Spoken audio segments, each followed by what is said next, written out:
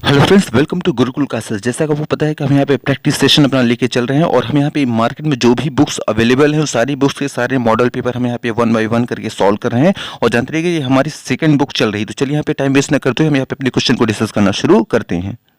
First number देखिए, question क्या कर रहा है कि वैज्ञानिक अध्ययन पद्धति का जन्मदाता किसे माना जाता है। तो जानते रहिएगा, वैज्ञानिक अध्ययन पद्धति का जो जन्मदाता माना जाता है वो माना जाता है अरस्तु को। अरस्तु देखिए कहाँ आया है, देखो ऑप्शन नंबर बी। तो बी नंबर को हम क्लिक कर देंगे। फिर देखिए सेकंड नंबर क्वेश्चन क्या कर रहा है कि भारतीय नागरिकता अधिनियम कब पारित हुआ। तो जानते रहिएगा, भारतीय नागरिकता जो अधिनियम जो पारित हुआ था वो हुआ था 1955 ईस्वी को। 1955 देखिए कहाँ है, देखिए ऑप्शन नंबर बी।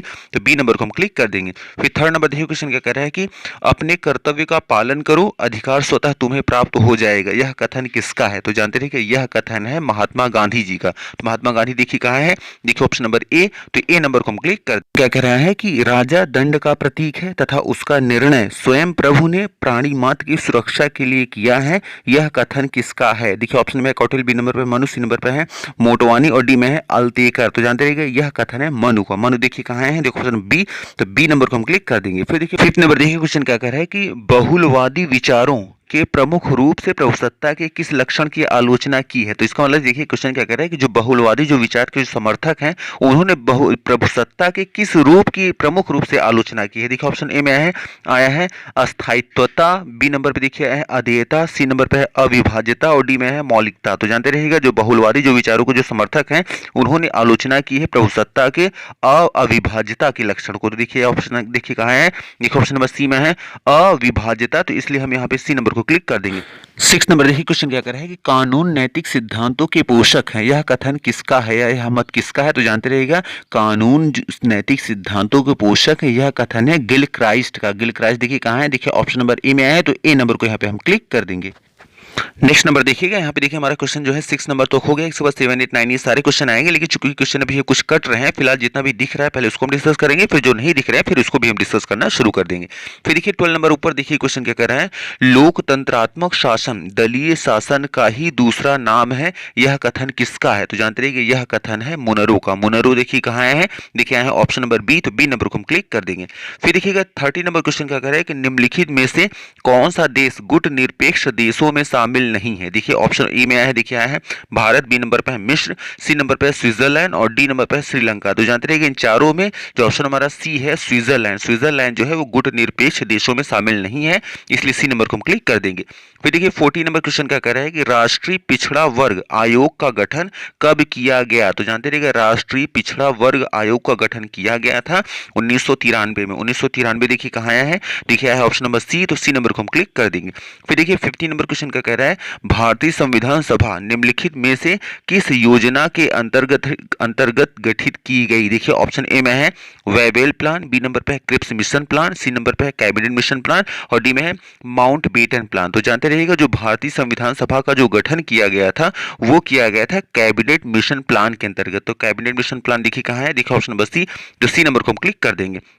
फिर देखिएगा यहाँ पे 16 नंबर क्वेश्चन क्या कह रहा है कि भारतीय संविधान न तो पूर्ण रूप से संघात्मक है और न ही एकात्मक है, अपितु दोनों का मिश्रण है, यह कथन किसका है। तो जानते रहिए यह कथन है दुर्गादास बसु का। दुर्गादास बसु देखिए कहाँ है, देखिए ऑप्शन नंबर ए। तो ए नंबर को हम क्लिक कर देंगे। नेक्स्ट देखिए वो सारे क्वेश्चन आ गए जो अभी तक कट रहे हैं। देखिए 7 नंबर पे आ जाएंगे। देखिए क्वेश्चन क्या कह रहा है कि किस विचारक का मत है कि समानता और स्वतंत्रता एक दूसरे के विरोधी हैं। तो जानते रहिएगा यह मत है लॉर्ड एक्टन का। लॉर्ड एक्टन के अनुसार जो स्वतंत्रता और समानता ये जो दो हैं एक दूसरे के विरोधी है। तो लॉर्ड एक्टन देखिए कहाँ है, देखो सुना ए।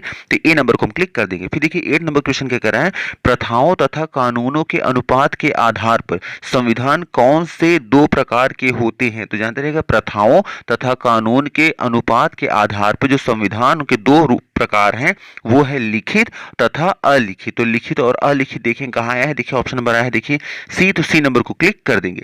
फिर देखिए 9th नंबर क्वेश्चन क्या और जानते हैं कि ये जो 8 नंबर हम बात कर रहे हैं, 8 नंबर में ये भी एक क्वेश्चन बन सकता है कि किस देश का संविधान लिखित संविधान नहीं है। तो जानते रहिएगा इंग्लैंड का जो संविधान है वो लिखित संविधान नहीं है, जानते रहिएगा, इसलिए उसमें बहुत लचीलापन होता है। अब आ जाते हैं 9th नंबर पे।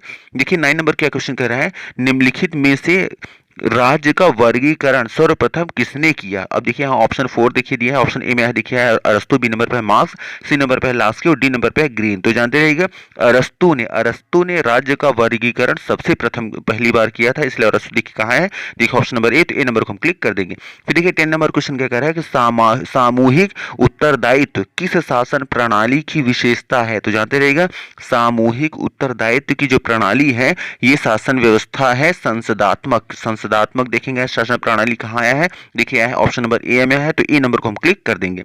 फिर देखिए 11 नंबर क्वेश्चन क्या कर रहा है, न्यायपालिका वह धुरी है जिसके चारों ओर देश का संपूर्ण शासन चक्र घूमता है। यह कथन किसका है? तो जानते रहिए यह कथन है ब्राइस का। ब्राइस ने माना था कि न्यायपालिका वह धुरी है जिसके चारों ओर देश का संपूर्ण शासन चक्र घूमता है। तो ब्राइस देखें कहाँ है, देखिए ऑप्शन नंबर ए, तो ए नंबर को हम क्लिक कर देंगे। फिर देखिए आ जाएंगे 17 नंबर क्वेश्चन पे। देखिए क्वेश्चन क्या कह रहा है कि भारतीय संविधान का सबसे प्रमुख स्रोत है, तो कौन है? तो जानते रहिएगा भारतीय संविधान का जो सबसे प्रमुख स्रोत है वह है 1935 ईस्वी का भारत सरकार अधिनियम। तो ये देखेंगे कहाँ आया है, देखिए आया है ऑप्शन नंबर देखिए ए में आया है 1935 ईस्वी का भारत सरकार अधिनियम, इसलिए ए नंबर को हम क्लिक कर देंगे। फिर देखिए 18 नंबर क्वेश्चन क्या कह रहा है कि नीति निर्देशक तत्व ऐसे चेक के समान है जिसका भुगतान बैंक की पवित्र इच्छा पर निर्भर है। यह कथन किसका है? तो जानते रहिएगा यह कथन है केटी शाह का। केटी शाह देखिए कहाँ है, देखिए ऑप्शन नंबर ए, तो ए नंबर को हम क्लिक कर देंगे। जानते रहिएगा केटी शाह के अनुसार नीति निर्देशक तत्व ऐसे चेक के समान है जिसका भुगतान बैंक की पवित्र इच्छा पर निर्भर है, तो इसलिए हम ए नंबर को क्लिक कर देंगे।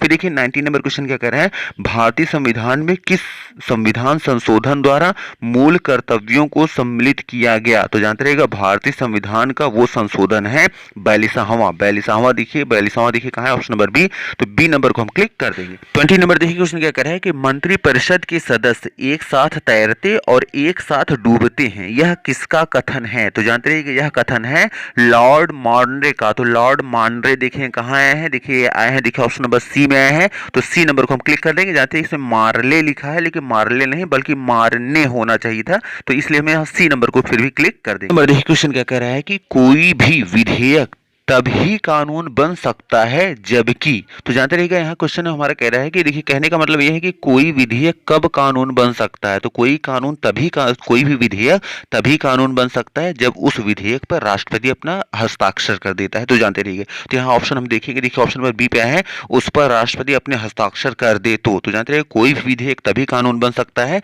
जब उस पर राष्ट्रपति अपना हस्ताक्षर कर देता है, तो इसलिए हम बी नंबर को क्लिक कर देंगे। नेक्स्ट नंबर देखिए क्वेश्चन हमारा 22 नंबर देखिए क्वेश्चन क्या कह रहा है कि संवैधानिक विषयों पर निर्णय देने के लिए उच्चतम न्यायालय के कम से कम कितने न्यायाधीशों की बेंच होनी चाहिए? तो जानते रहिए जो संवैधानिक जो विषय होते हैं उस पर निर्णय देने के लिए जो उच्चतम न्यायालय के जो न्यायाधीश होते हैं उनकी कम से कम जो बेंच होनी चाहिए वो होनी चाहिए 5। देखिए कहाँ है, देखिए ऑप्शन नंबर है सी, तो सी नंबर को हम क्लिक कर देंगे। फिर देखिएगा 23 नंबर क्वेश्चन क्या कह रहा है, इंडियन नेशनल कांग्रेस का प्रथम अधिवेशन कहाँ हुआ था? तो जानते रहिए इंडियन नेशनल कांग्रेस का जो प्रथम अधिवेशन हुआ था वो हुआ था बंबई, मतलब मुंबई में। मुंबई देखिए कहाँ है, देखिए आया है ऑप्शन नंबर सी, तो सी नंबर को हम क्लिक कर देंगे। फिर देखिए 24 नंबर क्वेश्चन क्या कह रहा है कि गांधी जी ने भारत छोड़ो आंदोलन की शुरुआत कब की थी? तो जानते हैं गांधी जी ने भारत छोड़ो आंदोलन की शुरुआत की थी 9 अगस्त 1942 ईस्वी में। तो 9 अगस्त 1942 देखिए कहाँ है, देखिए 1942 आ गया ऑप्शन नंबर ए, तो ए नंबर को हम क्लिक कर देंगे।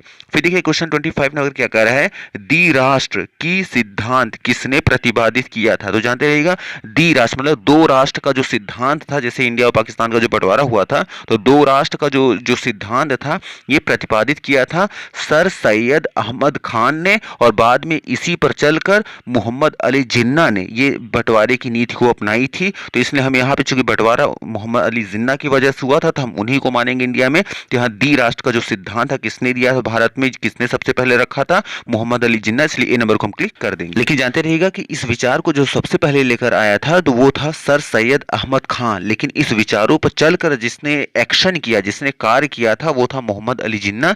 इसलिए जिसने एक्शन किया था, जिसमें उसको सिद्धांत का रूप दे दिया था, इसलिए उसी को माना जाता है क्या, सिद्धांत का प्रतिपादक। इसलिए हम मोहम्मद अली जिन्ना को ही मानते हैं, इसलिए जानते रहिएगा। तो मैं भी सारी चीज आपको क्लियर हो गई होंगी, जितने भी यहाँ क्वेश्चन दिए गए हैं। जानते रहिए एक प्रैक्टिस सेट में 25 क्वेश्चन ही होते हैं, 25 क्वेश्चन को हम डिस्कस भी कर चुके हैं। तो चलिए आज की रखते हैं, और हाँ अगर वीडियो को पसंद आए प्लीज वीडियो को लाइक करना और चैनल को सब्सक्राइब करना न भूलें। Thank you very much for watching this video. Thank you.